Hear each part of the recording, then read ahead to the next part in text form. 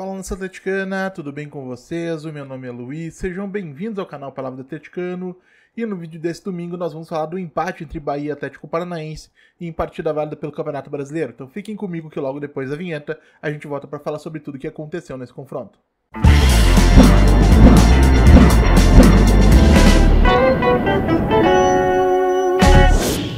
Então vamos lá para falar de Bahia 1, Atlético Paranaense 1, partida que teve início às 16 horas deste domingo, dia 24 de novembro de 2024, lá na Arena Fonte Nova, em Salvador, e válida pela 35ª rodada do Campeonato Brasileiro.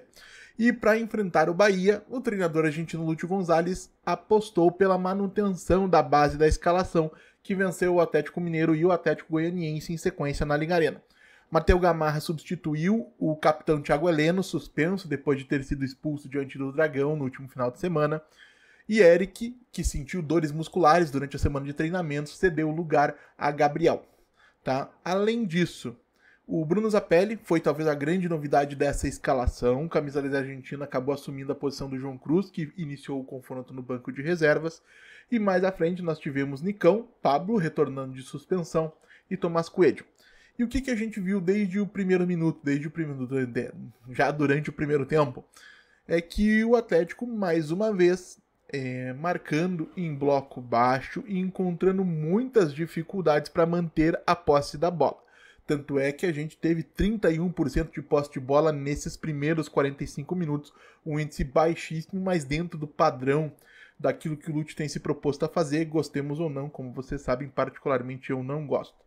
Tá? E um Atlético que também teve muita dificuldade para lançar contra-ataques, tá? Criou muito pouco. Defensivamente, a equipe até mostrou uma certa solidez defensiva, né? Concedendo poucas oportunidades para os comandados do Rogério Ceni, mas com o Ademir, o atacante Ademir, ex-Atlético Mineiro, ex-América Mineiro, sendo sempre uma preocupação pelo lado direito do ataque do Bahia e superando com alguma frequência tanto o Lucas Esquivel quanto o Matheus Gamarra. O Ademir fez um grande jogo hoje, é um bom jogador, e acabou criando uma série de problemas. Tá? O Bahia. A melhor chance do Bahia na primeira etapa, aquela jogada do Cauli, onde ele consegue se livrar da marcação, rola a bola para a chegada do Everton Ribeiro, que finaliza, e o Mikael acaba fazendo uma boa defesa. Tá? E por parte do Atlético, a melhor jogada ofensiva, um cruzamento do Lucas Esquivel do lado esquerdo, que termina com uma finalização para fora do Nicão.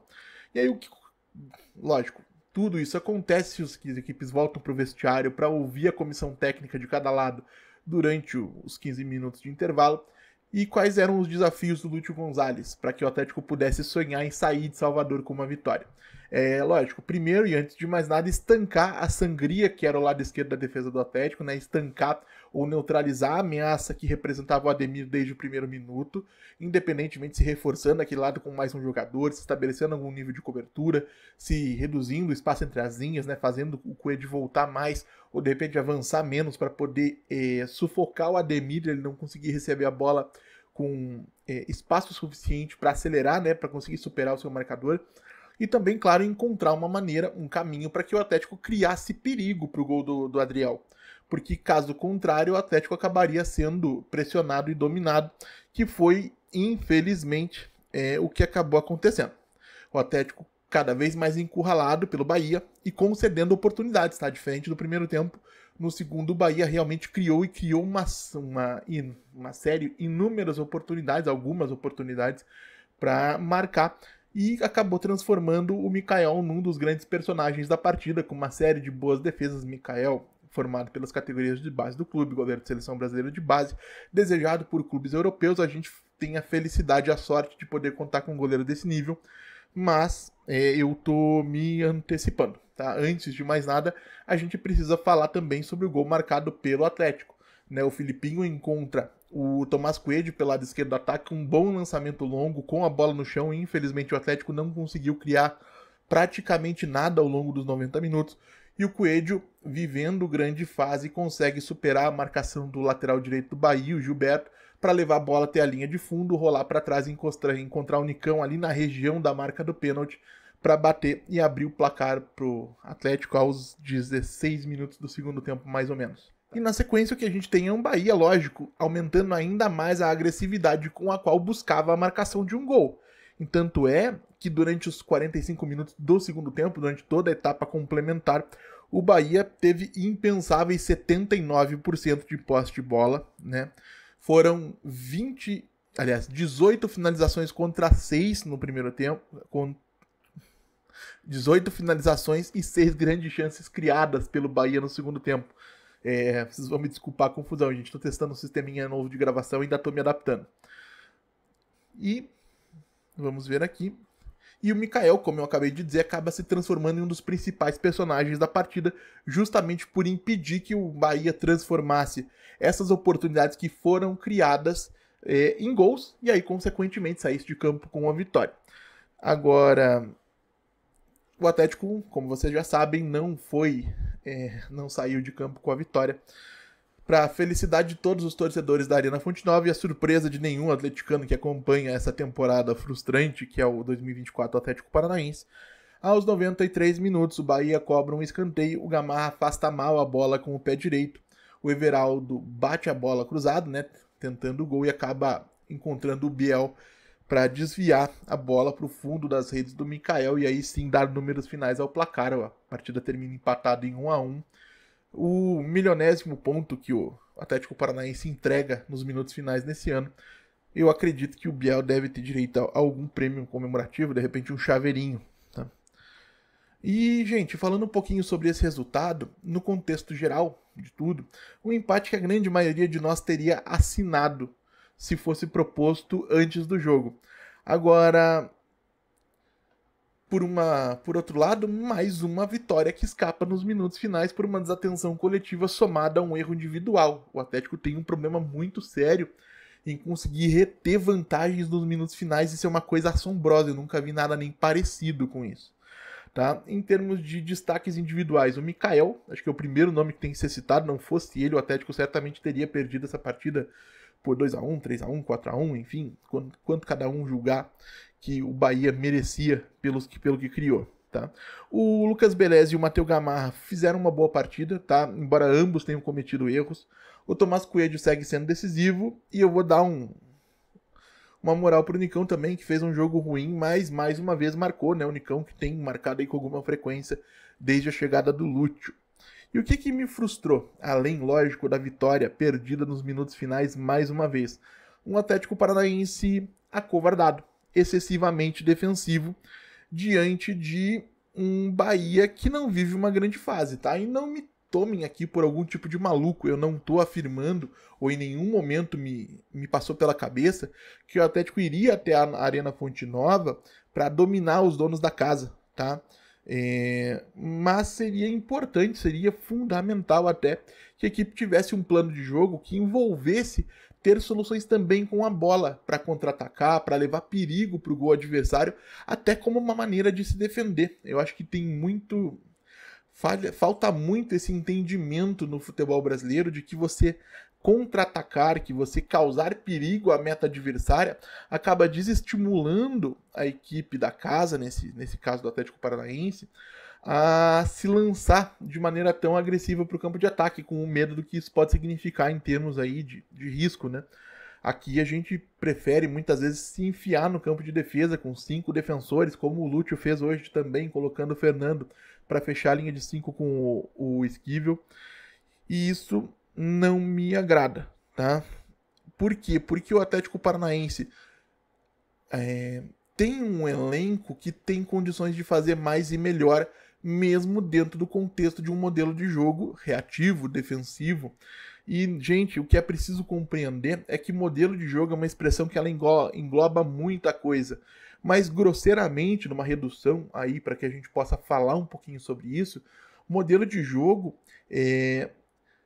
diz respeito a como você executa cada momento.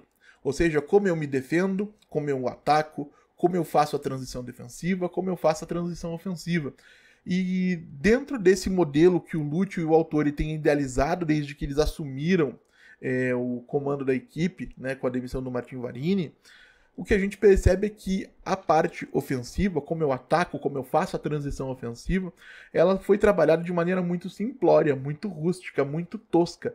Se o Atlético não consegue, por meio de lançamentos, encontrar os seus jogadores em condições de criar alguma situação, a verdade é que o time acaba ficando absolutamente encurralado no seu campo de defesa, que foi o que a gente viu hoje durante a maior parte do tempo. O Atlético não tem estrutura para construir com a bola no pé quando isso é necessário.